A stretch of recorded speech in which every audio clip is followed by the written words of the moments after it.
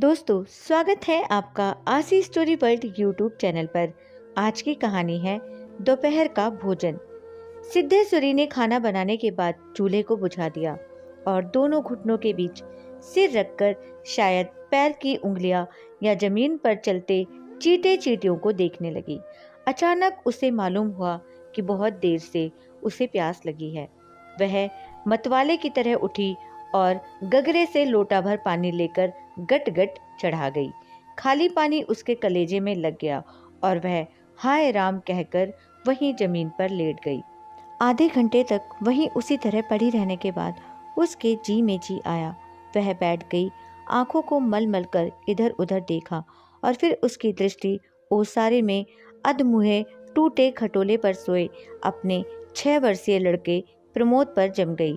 लड़का नंग धड़ंग पड़ा था। उसके गले तथा छाती की हड्डियां साफ दिखाई देती थी। उसके हाथ पैर बासी ककड़ियों की तरह सूखे तथा बेजान पड़े थे और उसका पेट हंडिया की तरह फूला हुआ था। उसका मुख खुला हुआ था और उस पर अनगिनत मक्खियां उड़ रही थी। वह उठी, बच्चे के मुंह पर अपना एक फटा गंदा ब्लाउज डाल दिया और एक आध मिनट तक सुन्न खड़ी रहने के बाद बाहर दरवाजे पर जाकर किवाड़ की आड़ से गली निहारने लगी। 12 बज चुके थे। धूप अत्यंत तेज थी और कभी एक दो व्यक्ति सिर पर तौलिया या गमछा रखे हुए या मजबूती से छाता ताने हुए फुर्ती के साथ लपकते हुए से गुजर जाते। 10-15 मिनट तक वह उसी तरह खड़ी रही। फिर उसके चेहरे पर व्यंग्यता फैल गई और उसने आसमान तथा कड़ी धूप की ओर चिंता से देखा। एक दो क्षण बाद उसने सिर को किवाड़ से काफी आगे बढ़ाकर गली के छोर की तरफ निहारा तो उसका बड़ा लड़का रामचंद्र धीरे धीरे घर की ओर सरकता नजर आया। उसने फुर्ती से एक लोटा पानी औसारे की चौकी के पास नीचे रख दिया और चौके में जाकर खाने के स्थान को जल्दी जल्दी से पानी से लीपने पोतने लगी। वहां पीढ़ा रखकर उसने सिर को दरवाजे की ओर घुमाया ही था कि रामचंद्र ने अंदर कदम रखा। रामचंद्र आकर धम से चौकी पर बैठ गया और फिर वहीं बेजान सा लेट गया। उसका मुंह लाल तथा चढ़ा हुआ था। उसके बाल अस्त व्यस्त थे और उसके फटे पुराने जूतों पर गर्द जमी हुई थी। सिद्धेश्वरी की पहले हिम्मत नहीं हुई कि उसके पास आए और वहीं से वह भयभीत हिरनी की भांति सिर उचका घुमाकर बेटे को व्यंग्यता से निहारती रही। किंतु लगभग 10 मिनट बीतने के पश्चात भी जब रामचंद्र नहीं उठा तो वह घबरा कर गई।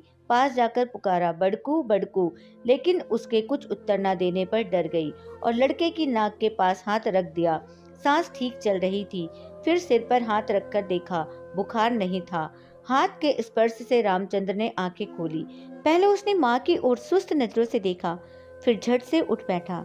जूते निकालने और नीचे रखे लोटे के जल से हाथ पैर धोने के बाद वह यंत्र की तरह चौकी पर आकर बैठ गया। सिद्धेश्वरी ने डरते डरते पूछा, खाना तैयार है, यहीं लगाऊं क्या? रामचंद्र ने उठते हुए प्रश्न किया। बाबूजी खा चुके? सिद्धेश्वरी ने चौके की ओर भागते हुए उत्तर दिया, आते ही होंगे। रामचंद्र पीढ़े पर बैठ गया। उसकी उम्र लगभग 21 वर्ष थी। लंबा दुबला पतला गोरा रंग, बड़ी बड़ी आंखें तथा होठों पर झुर्रियां। वह एक स्थानीय दैनिक समाचार पत्र के दफ्तर में अपनी तबीयत से प्रूफ रीडरी का काम सीखता था। पिछले ही साल उसने इंटर पास किया था। सिद्धेश्वरी ने खाने की थाली सामने लाकर रख दी और पास ही बैठकर पंखा करने लगी। रामचंद्र ने खाने की ओर दार्शनिक की भांति देखा। कुल 2 रोटियां, भर कटोरा पनियाई दाल और चने की तली तरकारी। रामचंद्र ने रोटी के प्रथम टुकड़े को निगलते हुए पूछा, मोहन कहाँ है? कड़ी धूप हो रही है। मोहन सिद्धेश्वरी का मझला लड़का था। उम्र 18 वर्ष थी और वह इस साल हाई स्कूल का प्राइवेट इम्तिहान देने की तैयारी कर रहा था। वह ना मालूम कब घर से गायब था और सिद्धेश्वरी को स्वयं पता नहीं था कि वह कहाँ गया है। किंतु सच बोलने की उसकी तबीयत नहीं हुई और झूठ मूठ उसने कहा, किसी लड़के के यहाँ पढ़ने गया है, आता ही होगा। दिमाग उसका बड़ा ही तेज है और उसकी तबीयत 24 घंटे पढ़ने में ही लगी रहती है। हमेशा उसी की बात करता रहता है। रामचंद्र ने कुछ नहीं कहा। एक टुकड़ा मुंह में रखकर भरा गिलास पानी पी गया, फिर खाने लग गया। वह काफी छोटे छोटे टुकड़े तोड़कर उन्हें धीरे धीरे चबा रहा था। सिद्धेश्वरी भय तथा आतंक से अपने बेटे को एकटक निहार रही थी। कुछ क्षण बीतने के बाद डरते डरते उसने पूछा, वहाँ कुछ हुआ क्या?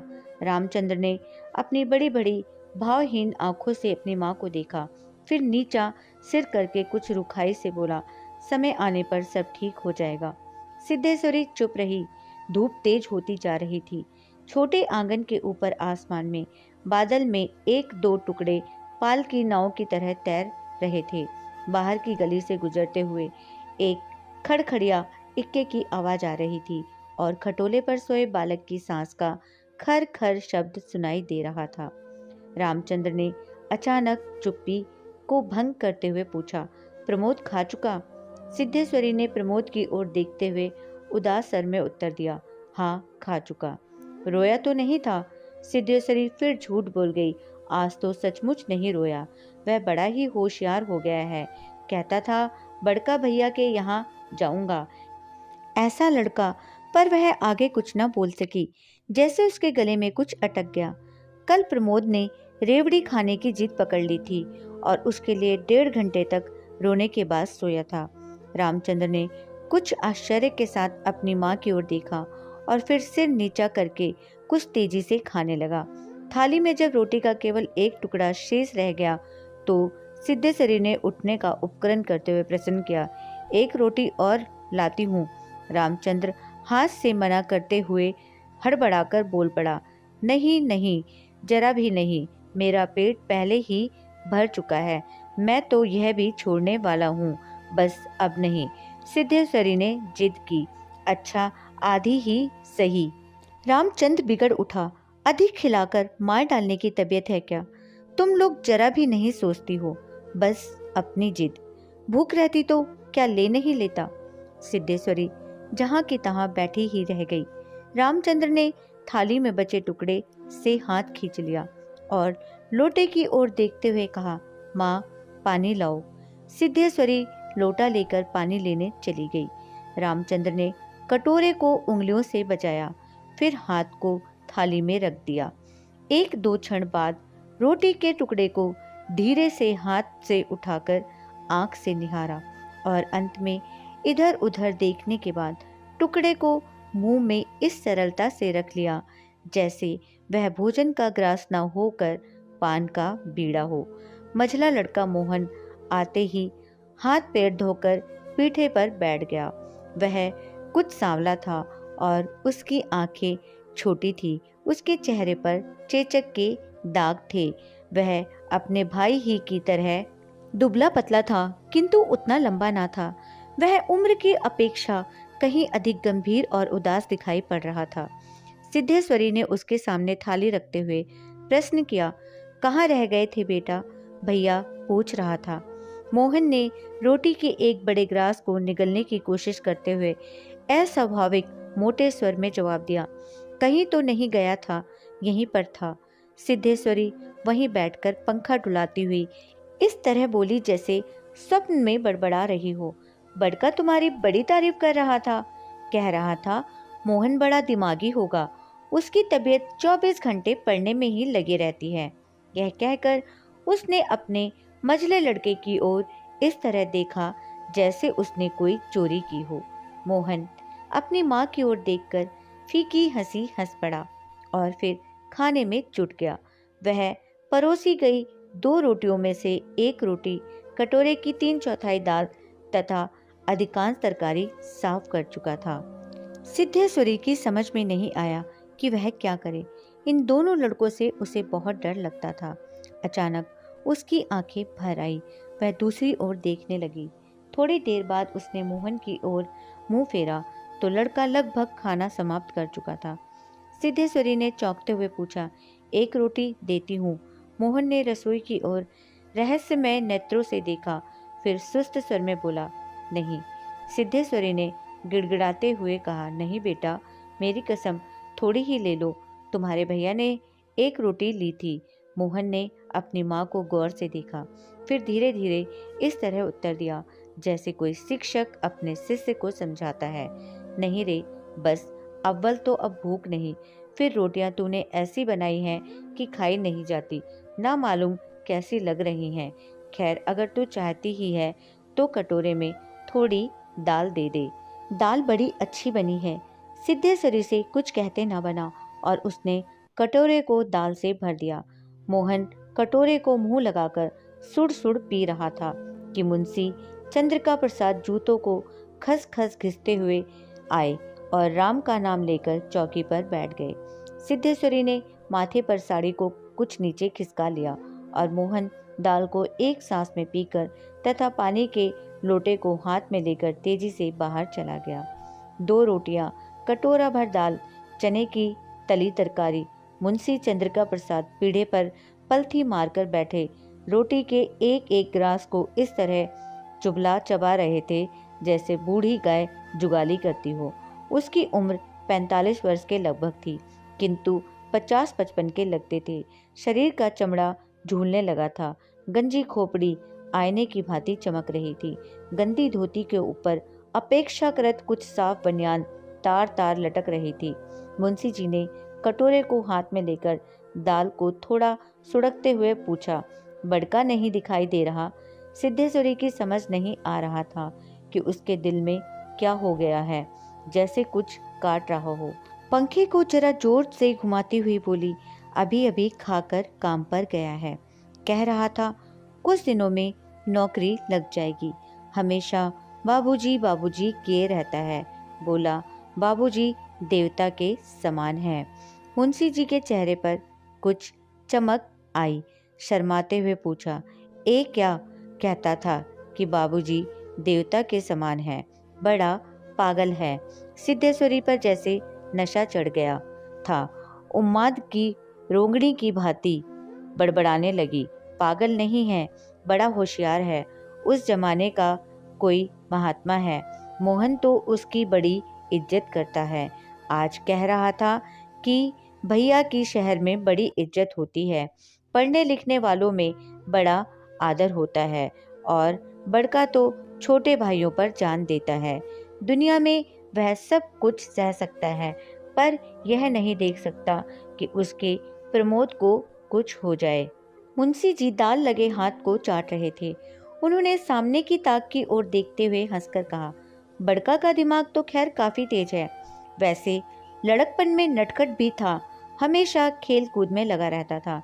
लेकिन यह भी बात थी कि जो सबक मैं उसे याद करने को देता था उसे बराक रखता था। असल तो यह है कि तीनों लड़के काफी होशियार हैं। प्रमोद को कम समझती हो? यह कहकर वह अचानक जोर से हंस पड़े।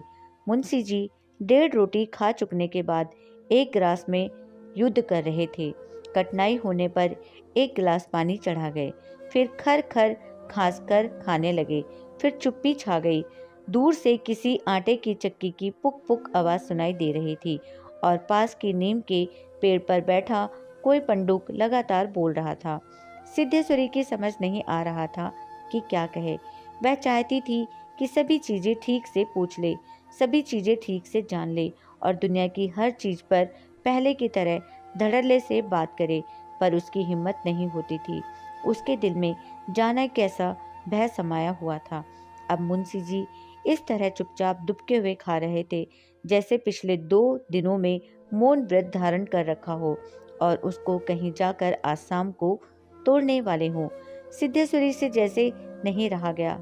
बोली, मालूम होता है अब बारिश नहीं होगी। मुंशी जी ने एक क्षण के लिए इधर उधर देखा, फिर निर्विकार स्वर में राय दी, मक्खियां बहुत हो गई हैं।